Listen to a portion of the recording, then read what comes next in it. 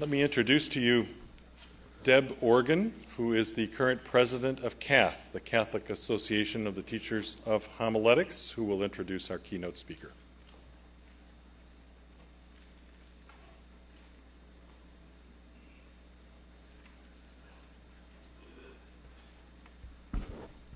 Good morning. It's a privilege to be here to introduce to you Father Robert Barron.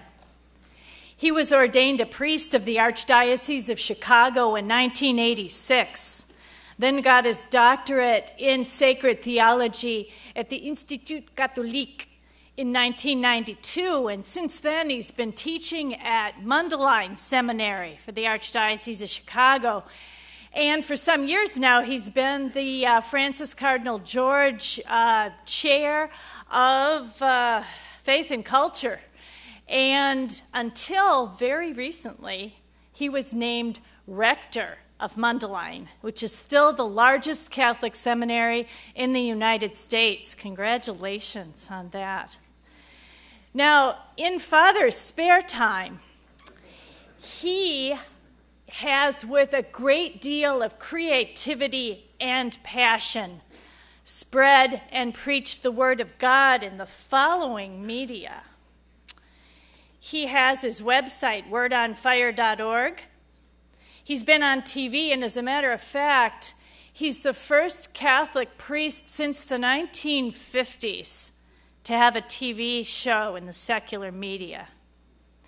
Radio, DVDs, YouTube, over 180 online video commentaries, missions, and books, not to mention the recently released 10-part series, Catholicism, which is being, best I can tell, well received just about everywhere. Now, when I met Father Barron this morning, I asked him, I didn't even dare to ask if he had any hobbies or anything. I figured he just wouldn't have had any time. But when I asked him what he most wanted you to know about him in this introduction, he said, "I'm a fan of Bob Dylan." So it's with a great deal of pleasure that I welcome Father to speak to us about the new evangelization and new media.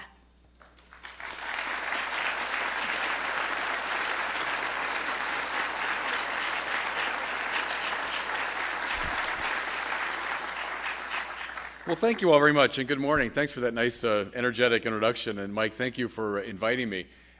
You might have noticed that the screen went back up. Mike said to me, "Now, I presume you're using a lot of high-tech media," and I said, "No," and so up the screen went. And to tell you the God's truth, when he asked me to talk about preaching, evangelization, and the new media, something in me tightened, because though I use the new media, I have this wonderful team, and they're back right now in Skokie, Illinois, working away at various projects. But honestly, if someone asked me right now, go upload a video to YouTube, I wouldn't know how to do it. To tell you the truth, I go to these great kids in my office who know how to work all these gizmos. I learned how to type on a manual typewriter. That's how old I am. So, I don't really know that much about the technical side of the new media. The guy to read is Brandon Vaught. Do you know his work? VOGT. Run out and get any of his books. Invite him. He gives a terrific presentation. So he's the guy for the technical side of it. What I want to share with you is the content side. What I see myself doing at Word on Fire over these years is providing content. Not the technical side so much, but the gospel side. Now, here's the thing, though. I have learned a lot from working with the new media. The last several years, I've been doing commentaries on culture that largely appear on YouTube. And we got onto YouTube right when it started. I didn't know much about it. I just knew there was this new site where people put their videos up, and my cat jumps off the roof, and it would get 1 million views. And so I said, well, why don't we try putting some commentaries on there? So I started. My first one was on Martin Scorsese's The Departed. I had just seen that film, and just did a little 8-minute commentary. Well, we didn't know if my mother would watch. In fact, she doesn't watch. I know that. But we didn't know who would watch these videos. But what we discovered to our delight and surprise is that millions upon millions of people now have watched them over the years. I also discovered, this was a surprise to me. People can comment on these videos. I didn't realize that. Well, I very quickly found out. But see, from the comments, and honest with you, 90% of them are negative. But I've learned so much of that. I've learned what's blocking people. Because, see, YouTube will tell you exactly the demographic of the people using your site. I know exactly who uses it. It's mostly men, by the way, in their 20s, 30s, and 40s. Exactly a group the church is not real good at reaching out to. And how else would the church reach out to disaffected, maybe non-believing men of that age group? So I like it. And I have a little bit of what the French call the joie de combat, the joy of the battle. And so I love getting into arguments with the folks who engage me. And great. I've learned an awful lot about what's blocking people and what's in the way of the proclamation of the faith. So that's what I want to talk about today, is what I've learned from my engagement in the new media. And I'll do so with a little introduction about the new evangelization.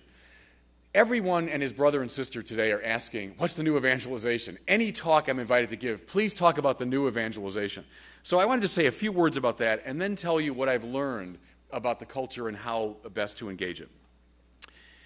The new evangelization, you've got to go back to Vatican II, and I go back to an image. I like to think in images. John the 23rd announcing the council. He's in a room with a huge globe next to him, and he uses at that press conference for the first time this lyrical phrase that, of course, became one of the titles of one of the principal constitutions, namely Lumen Gentium. Christ is the Lumen Gentium. What's the church's job? To bring that light to the Gentiles, to bring that light to the nations. John the 23rd wanted, it seems to me, a missionary council that would make the church a more fit vehicle for the proclamation of Christ. Aggiornamento, yes, indeed, in the measure that the church should be brought up to date so as to make it that more effective vehicle. Aggiornamento, it seems to me, not in the sense of using the modern world as the norm by which the church is measured. Here I go back to a wonderful exchange between Karl Barth, the greatest Protestant theologian of the last century, and Paul VI. Paul VI invited Karl Barth to be an observer at Vatican II. Barth was deeply honored by that, deeply moved by the experience. At the end, he came to thank Paul VI, and he said, Holy Father, I want to thank you for this great privilege, but I have a question for you. When will you know that the church is sufficiently updated? Now, it was a question with a sting in its tail. You see what he was doing? He was teasingly asking the Pope, are you using the modern world as the norma normans? Is the modern world the norm by which the church is measuring itself? Is the project modernization in that sense, or is the project Christification of the world, modernization of the vehicle to the degree that it helps in achieving that end? See, I would read Vatican II that way. Hans-Urs von Balthasar in the 50s writes a book called Schleifung der Bastionen, raising of the bastions, R-A-Z-I-N-G. Yes, indeed, to knock down the medieval walls behind which the church was sequestering itself, so as to get the Lumen Gentium out to the Gentiles. It wasn't, though, a program of modernization, as though now the church has got to get itself up to date. It was, it seems to me, a knocking down of the walls that prevented us from evangelizing well. And now you move to Evangelii Nuntiandi, 1975. People, of course, appeal to John Paul II as they should, but prior to John Paul II is this great text of Paul VI, where he says so beautifully and evocatively, the church doesn't have a mission. The church is a mission. That's a deeply John the 23rd Vatican II idea, isn't it? The church's very identity is to bear the light to the nations. Who was there at that synod that produced Evangelii Nuntiandi? The Archbishop of Krakow, Karol Wojtyła. In fact, he wrote one of the preliminary drafts of Evangelii Nuntiandi. Therefore, it's no surprise that when he becomes John Paul II just 3 years later, the new evangelization becomes one of his principal concerns. It came right up out of his experience at Vatican II and producing Evangelii Nuntiandi. I want to draw attention to that famous speech John Paul gave in 1983 in Port-au-Prince in Haiti, where he characterized the new evangelization this way. It's the same old evangelization, if you want, what it's always been, which is the declaration of Christ risen from the dead. But he said in 83, we need new ardor, new expressions, and new methods. And that little triplet was repeated often in the documentation speeches thereafter. And I take that now as an organizing principle. New ardor, new expressions, new methods. First of all, ardor. As I say, Vatican II was a missionary council. You know, I'm reading right now, I just wrote a little piece on it, is Congar's Journal of the Council. Have you seen that? It's the most entertaining book I've read this whole year. It's a big, fat book, and not every page is compelling. A lot of it's just diary entries. But he is such a sort of entertainingly caustic observer of things. Congar will, talk about meeting with a certain bishop, and then he'll say, "What a bore," at the end of it. Or some famous theologian, he talks too much. So it's a very entertaining book.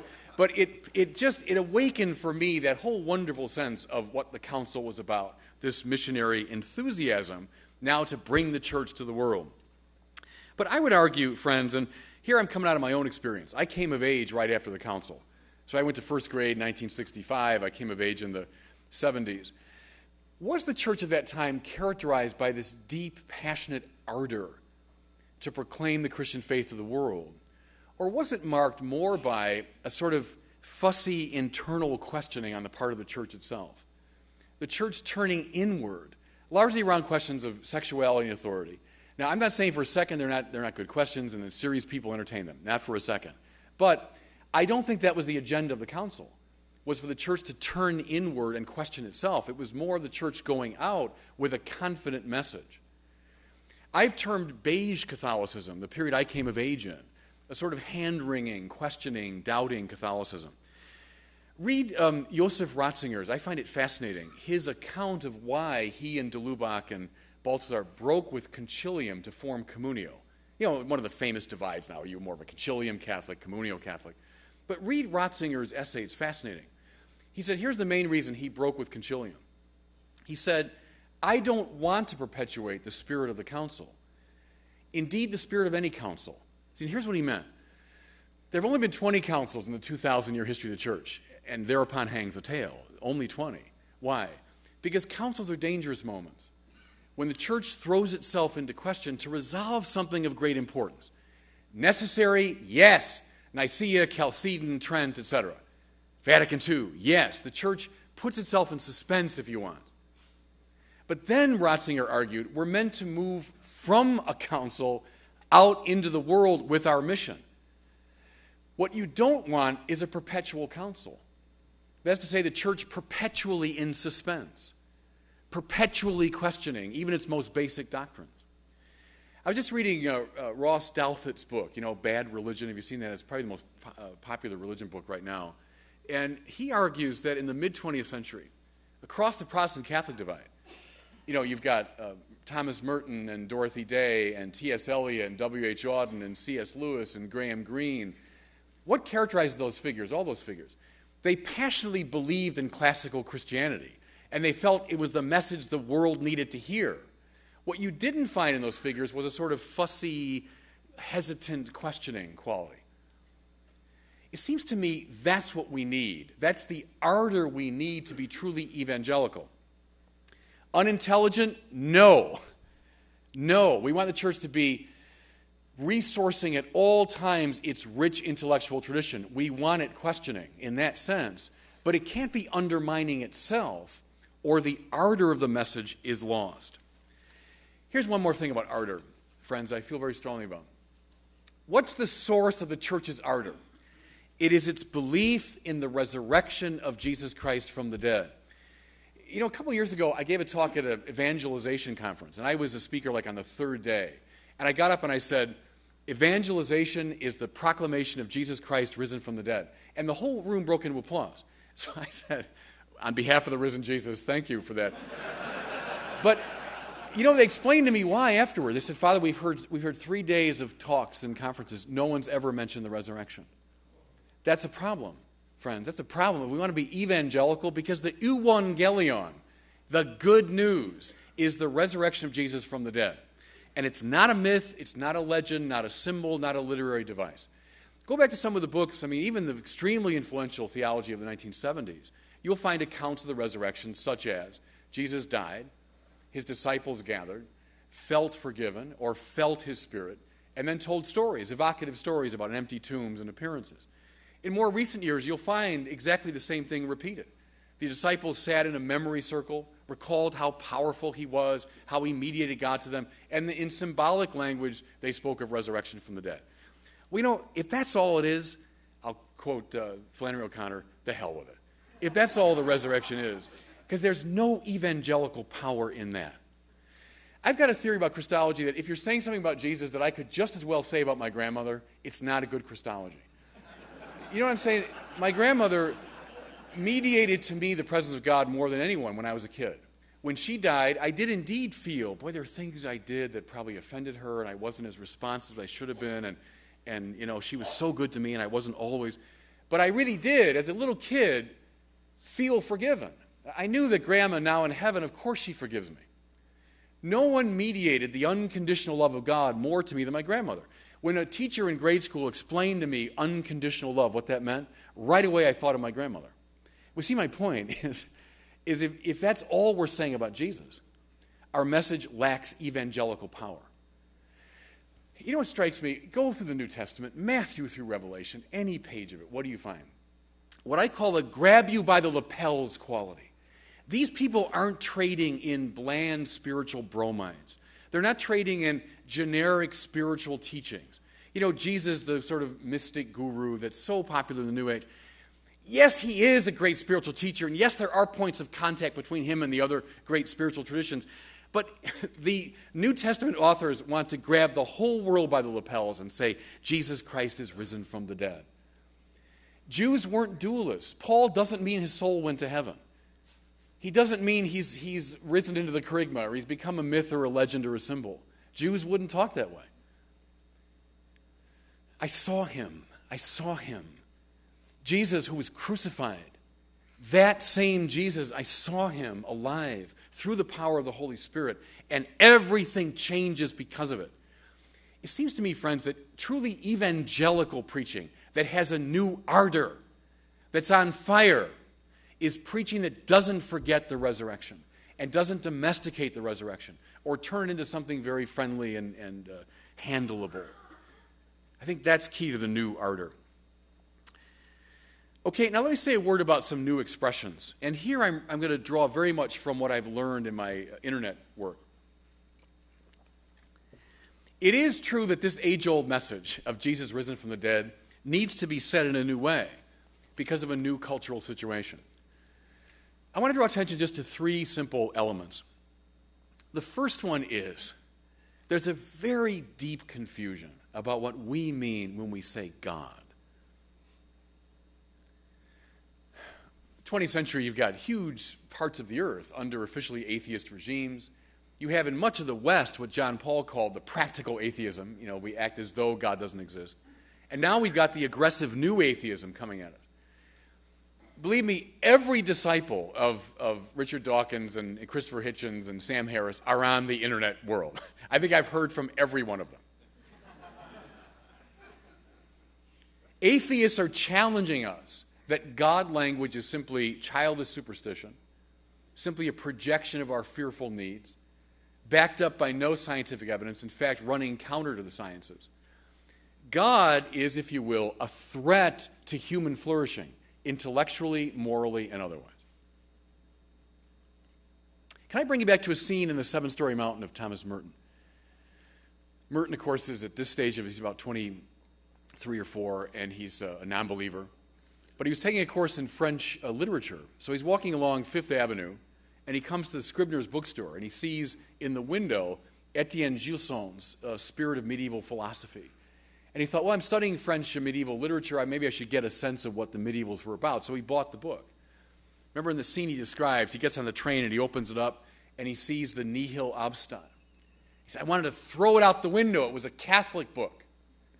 But then he said, by some strange grace, he actually read the book. And what did he find? He found Gilson's articulation of Aquinas' great sense of God as ipsum esse subsistens. Not en summum, highest being, but ipsum esse subsistens, the sheer act of to be itself. Merton was utterly fascinated by this refined intellectual discussion of God. He said, now listen, I always thought of God as a noisy mythological being.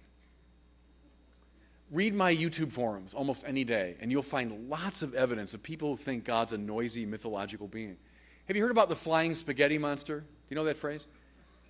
It's in the atheist, I think Dawkins came up with it. In other words, there's as much evidence for the flying spaghetti monster as there is for God. God is some wild, fantastical creation of your imagination. Recently, I came across a thinker who said a lot of the atheists have the Yeti Theory of God.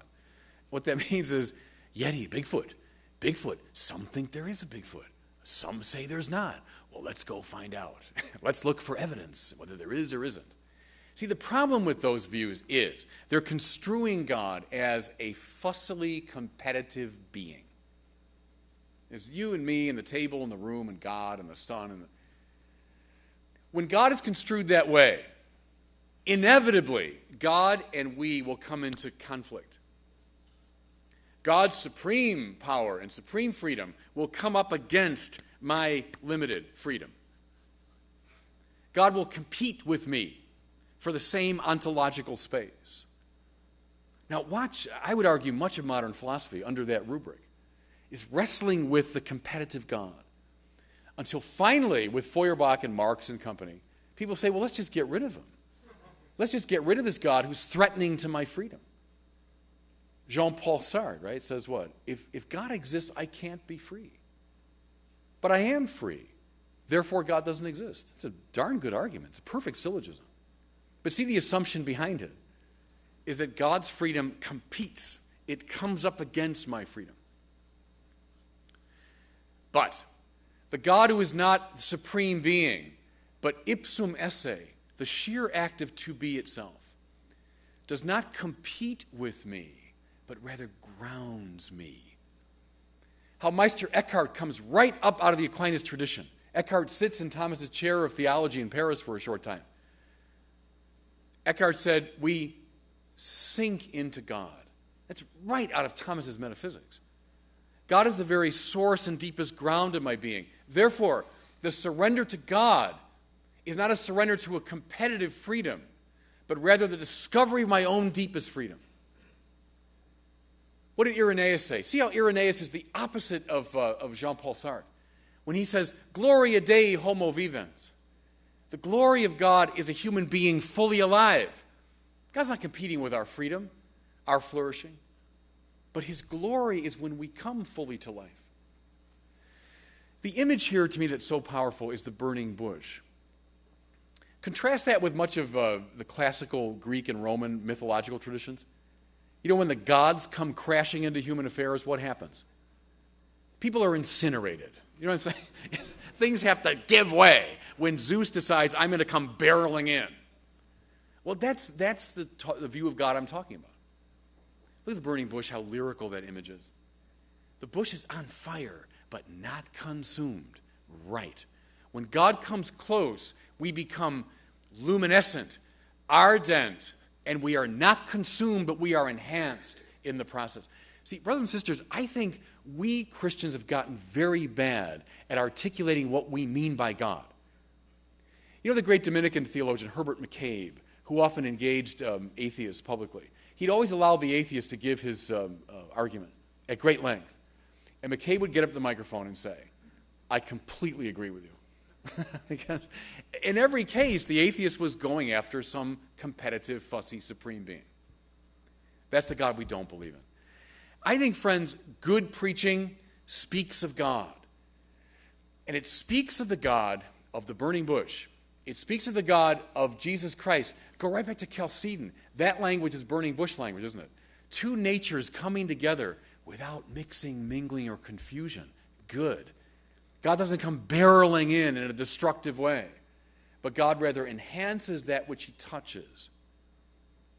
Speak of that God. I think it addresses this problem of God as competitor. Here's the second thing, a second theme that I pick up a lot on my internet work. The Disenchanted World. I'm using that phrase from Max Weber. Charles Taylor used it again in his book on the secular age. I hear it every day. What's the disenchanted world? A world with no spiritual dimension, no spiritual reference. Here's the world, the one that you can see and measure and control. And you will find your joy completely in and through that world. Almost every day, someone tells me on the internet forums, Father, I don't need what you're talking about. I'm perfectly happy. Well, what I do, and you're right in sort of sensing that, is I just tease them. I don't believe you. I just don't believe it. What do we know? We know what Augustine knew, that all of us are wired for God. Lord, you've made us for yourself, therefore our hearts are restless until they rest in thee. There's no better statement in the whole tradition of Christian anthropology. I think you just build your whole Christian anthropology on that statement. Lord, by our very nature we're ordered to you, which is why our hearts are restless. What I say to people all the time is, look, I know you're not telling me the truth, because no matter how much truth your mind attains, your mind's still hungry. Don't deny it. I don't care how much justice you attain. And we do attain great works of justice. In my own lifetime, you think of King and you think of John Paul II in Poland and the end of the Soviet Union, all that. I mean, we've attained great works of justice. You satisfied? That's enough? You've attained great beauty, and artists that we celebrate up and down the centuries to the present day. We attain great beauty. Is it enough? You're satisfied? Here I go back to people like Lonergan, that wonderful Lonerganian anthropology of the endlessly restless mind and will, you know, and in his beautiful Thomistic language, the mind that's always asking, quid sit? What's that? What's that? Asking more, and the will that's always seeking more, seeking more. Remember John of the Cross said that there are like these great infinite caverns in us, the caverns of our own mind, will, imagination. They're infinite because they're ordered to God. What's the central tragedy of our human life? Is we throw the petty goods of the world into those caverns thinking they're going to fill them up. Right? I throw pleasure, money, power, honor down those caverns. Will they fill them up? No way, they can't. They're not designed to. So what happens almost inevitably, and I see this all the time pastorally, and I sense it in the people that talk to me on the web. What happens almost inevitably is addiction, right? I'll throw something down that infinite cavern, pleasure, money, power, honor. Doesn't satisfy me. What do I say? I must need more of it, and then more of it, and more of it. Now I'm frantic. Now I'm throwing things down all the time. Here's the image I want to leave you with. I often share it with people on the web. The great scene from 1 Kings of Elijah in battle with the priests of Baal, right? Can I suggest it's much more than, my God's bigger than your God. That's a very telling spiritual story, because the priests of Baal, with their altars erected to their gods, stand for this errant human longing. They stand for all of our attempts to fill up the infinite hunger with something less than God. I've used that little quartet from Aquinas: wealth, pleasure, power, and honor. Those are the four things Thomas says we try to fill up the emptiness with. So think of the altars of the priests of Baal as wealth, pleasure, power, honor. They hop around the altars, they beg, they wheedle, they cajole. What happens? No one responds. Because those things won't satisfy the deepest longing of the heart.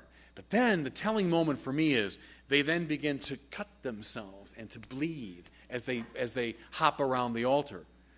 You are wounded in this process. This is not a harmless process. Elijah calls upon the true God, who answers with fire. Again, it's not just my God's bigger than your God. Think of it as it is only the true God who can answer with fire that ardent longing of the heart. And brothers and sisters, I see it every day on these YouTube forums, is people who are just so deeply hungry for God. They're trying in every way. They're hopping around these altars frantically, and they're just wounding themselves in the process. But there's a secularist ideology. We all know about it. It's the air we breathe. It's on every billboard. It's on every commercial. It's in almost every movie that's telling people, no, it's enough. No, it's enough. You'll be satisfied. Just relax. Just get enough of it. You'll be satisfied. Good evangelical preaching, I think, is one that names this dynamic. And now walk through the Gospels. What do you find story after story? You find encounters between Christ and somebody who's bringing this longing in some form. Whether it's Peter, whether it's the woman at the well, it's the man born blind, it's Zacchaeus, whoever it is, they're coming with some version of this longing. Articulate that. Put your finger on that. Stir that up. Make people uncomfortable. You know, Karl Barth, I quoted earlier, he said, the greatest sin of the 20th century is not pride. It's sloth. I think he's right. A sort of spiritual laziness, spiritual indifference. The disenchanted world. Ho-hum. I'm doing just fine. Paul Tillich, his colleague, called it self-complacent finitude. Self-complacent finitude. I find it every day on the website. Question that. Stir that up. Put your finger on it. Good preaching names that moment of longing. Here's the third one now.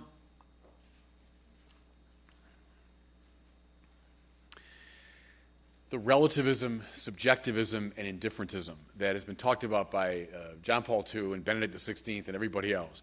And I see it on a daily basis.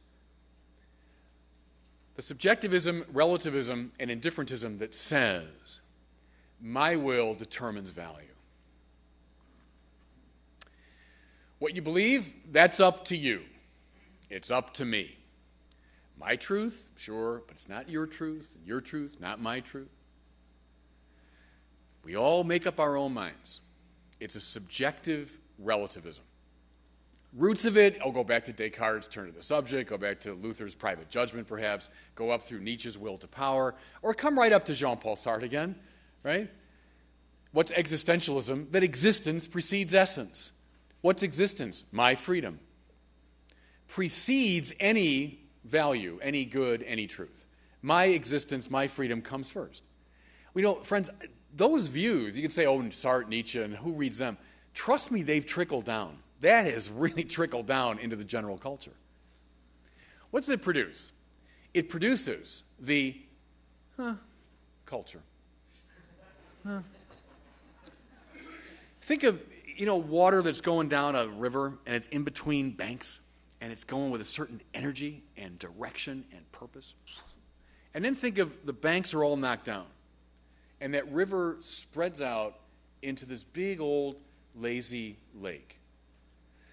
And everybody is sitting on an inner tube. Yeah, how you doing? Good. Yeah. What? God? I'm glad you're enjoying that. That's good. It's not my thing. You think I'm on the wrong path? Well, thanks for sharing that with me, but I think I'm okay, and I don't want to get in your way at all. So let's just keep our inner tubes at a great distance, and we'll float on this sort of lazy lake. I see it every day, that attitude, which is simply an enervating attitude. Dante in the Purgatorio, when he is punishing the slothful, they're made to run, of course. It's like a gym. They're made to run around purgatory. But there's a Marian admonition on every stage of purgatory. You know what the one for the slothful is, what I love, is she went in haste. It's after the Annunciation, and Mary went in haste up into the hill country. She was like water on a river between banks. She was going somewhere. She knew what she was about. The trouble is we have a culture that doesn't go in haste anywhere. That's sort of stuck in its own subjectivism, relativism, and indifferentism. Here's a distinction that I get from Dietrich von Hildebrand. It's always helped me. He distinguishes very simply between the merely subjectively satisfying and the objectively valuable. It's a very good distinction. The merely subjectively satisfying. Well, what's that? I like spaghetti and meatballs. I studied in France, in Paris, and I'm not a gourmand at all. You know what I mean? I like spaghetti and meatballs. It's subjectively satisfying to me. I don't like fish, for example. And you go to a restaurant, it's a pet peeve of mine that 98% of the specials at restaurants are always fish, aren't they? I don't like fish. I don't like seafood. It's just, I don't like it. That's not subjectively satisfying to me.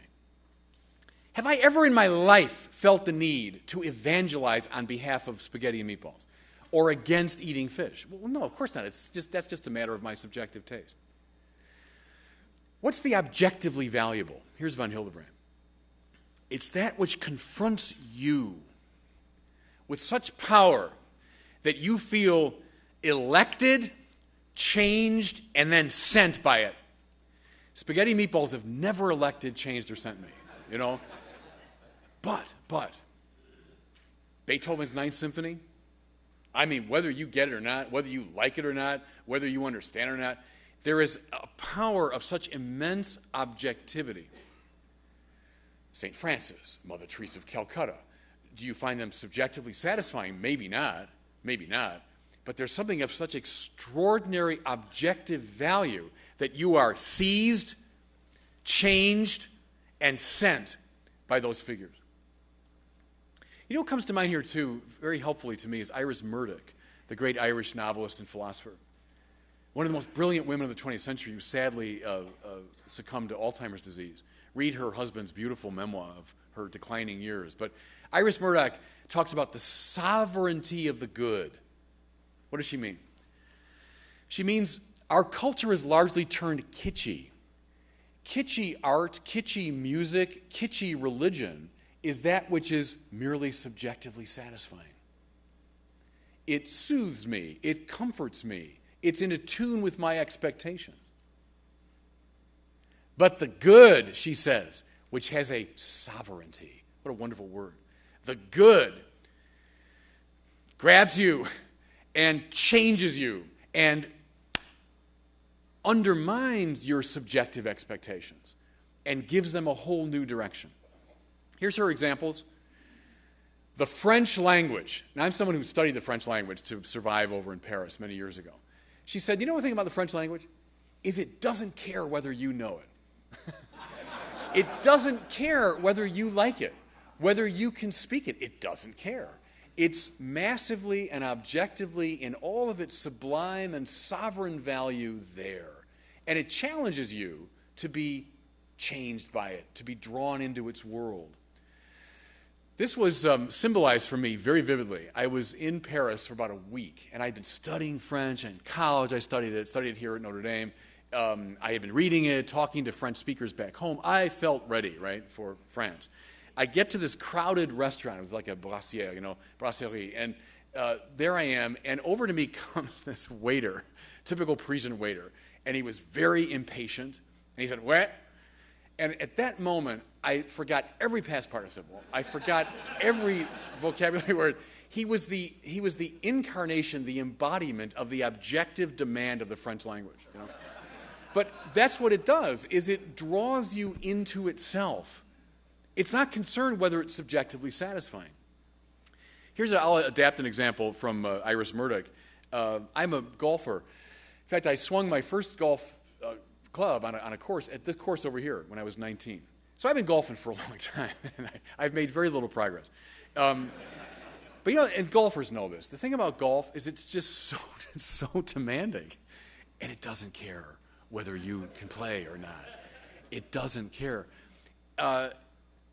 When I'm playing and I hit a bad shot that I've produced, I say, well, okay, that was a bad shot. But you know what gets me mad? When I hit a good shot, a well-struck shot, but it ends up in a trap, or it goes over the green, I'm like, why? Why did they put this trap there? And I sometimes I'll hit the ground. Well, this friend of mine who's a scratch golfer, he said to me one time when I was doing that, "Bob, you're not hurting the course." You know, it's like it doesn't care. It's just there in all of its golfness, its sovereignty. You know. Here's my point, though. And this is the point, I think, of von Hildebrand and of Iris Murdoch, is that until we come to that moment of a real encounter with the good, until we break out of that little subjective space, we haven't begun to live. Until we get out of that lazy lake of a sort of lazy, self-regarding subjectivism, and get on the river, which is in between the banks of some very clear objective values. We don't go in haste anywhere. We don't move. We don't act. I think evangelical preaching is preaching that raises up this great objective value of the gospel, that overcomes our cultural tendency toward the merely subjectively satisfying, that puts forward the great value of God and God's law, God's demand. I'll bring it to a close pretty soon, but I'll give you another golf example here. We Americans, we're uneasy with the law. The law is great because you need it to survive, but, deep down we prefer there weren't any laws, right? When I was driving here from Chicago yesterday, and I'm coming along the Indiana Toll Road, I'd love to go 120. I mean, who wouldn't? I just fly, but I got this annoying law of driving 70, so I cooperate with it, and I got to go through those toll plazas. I prefer not to. I wish I could just go without paying. The law is it's an affront to my freedom. But see, think of it along Iris Murdoch's line or von Hildebrand's line. When you're dealing with the objectively good, the objectively valuable, you learn to love the laws associated with the process of being drawn into that value. The laws of the French language. Yeah, because I wanted to speak the language. I wanted to speak it well, so I learned to savor the laws. The golf, though, is the best example for me. At one stage, this is about 10 years ago, I began working with a teacher, and he had me line up for the shot, and he said, well, Father, you are perfectly aligned to hit a slice every time, which is what I did, And then what he did is he put me in the right position, put my shoulder back and And the first time I assumed that stance, I felt like Frankenstein. I felt like I can barely move. He goes, now you're in the right position. Well, as I began swinging, though, under his guidance, after going through a lot of painful adjustment, I began hitting the ball in a way I'd never hit it before. And what occurred to me was the line from the psalm, Lord, how I love your law, how I meditate upon it day and night. Well, if the law is just an affront to my freedom, I don't love it. I might tolerate it. I don't love it, though. But if I'm dealing with the objectively valuable and I want to be drawn into its power, I indeed learn to love the law. Give me more. Let me savor more of the laws. Last night I'm over in the Morrison, and for my reading, I brought along my Golf Digest, right? Well, Golf Digest, golfers know this, have little stories about golfers and stuff. But at the heart of Golf Digest are instruction things, how to stand and your elbow and shoulder turn. And well, here I am. I'm lying in bed last night with my Golf Digest. What am I doing? I'm meditating upon the law day and night. Look at that. I need to do that. Well, see, I think good evangelical preaching raises these great objective values of God, of incarnation, of Jesus Christ, of the Word made flesh, of the church as the mystical body of Jesus.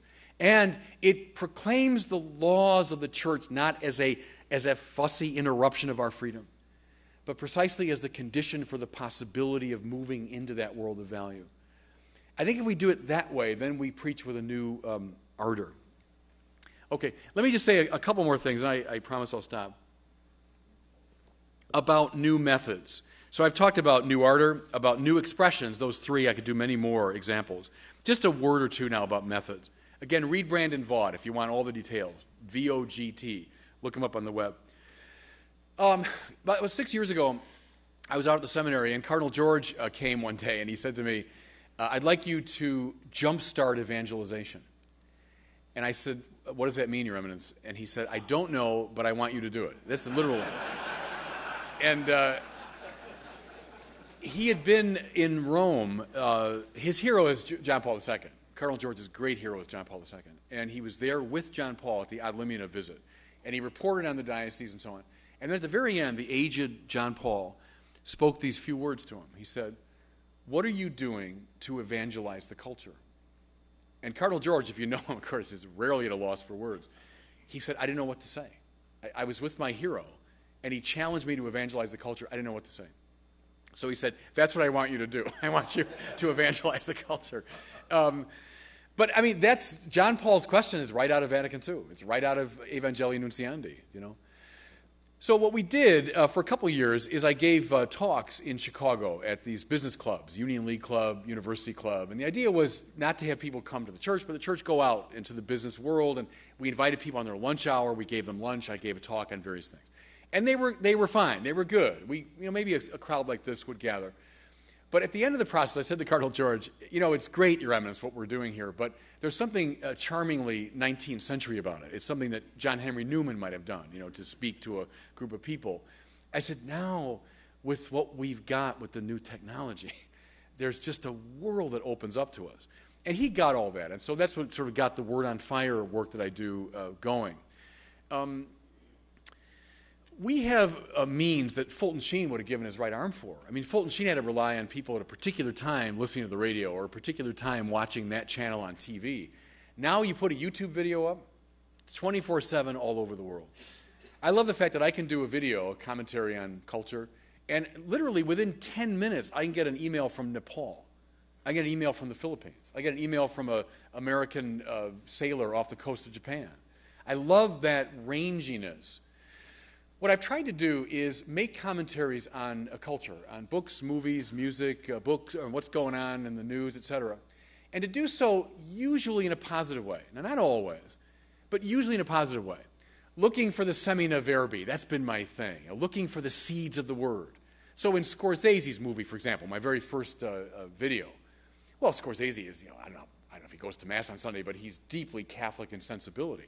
And you can spot that, you can see it. Who would have guessed, I won't go into detail, watch the video for it, but who would have guessed that the most compelling Christ figure in contemporary film appeared in Clint Eastwood's Gran Torino?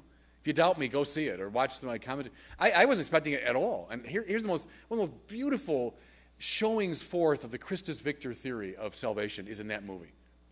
So I've tried to look for the semina verbi and to bring that out. I'll just say a couple quick stories about the range of it and the network quality of it, which I love, the internet, the networking, which is like the mystical body.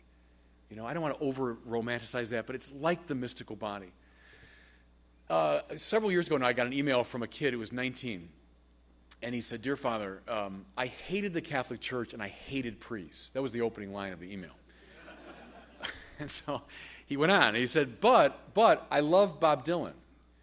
And so one night I was Googling Bob Dylan, and up came one of your videos. I've done 4 or 5 commentaries on Bob Dylan songs. And one was on All Along the Watchtower, one of Dylan's most biblical songs. He said, "You came up, and I saw the Roman collar, and I wanted just to delete you." But, he said, I don't know, I watched it. And I liked it. So I watched another one of your Bob Dylan commentaries. Then I watched a third one. And then it led me to lots of other videos of yours. And then it led me back to your website. And then I really got drawn into it. Now, please don't think this is typical. It's not at all. But it's wonderful. He then said, "And now I'm in the RCIA program." Now, what I love about this story is it's the sowing of the seeds. That's what the new media gives us, that possibility.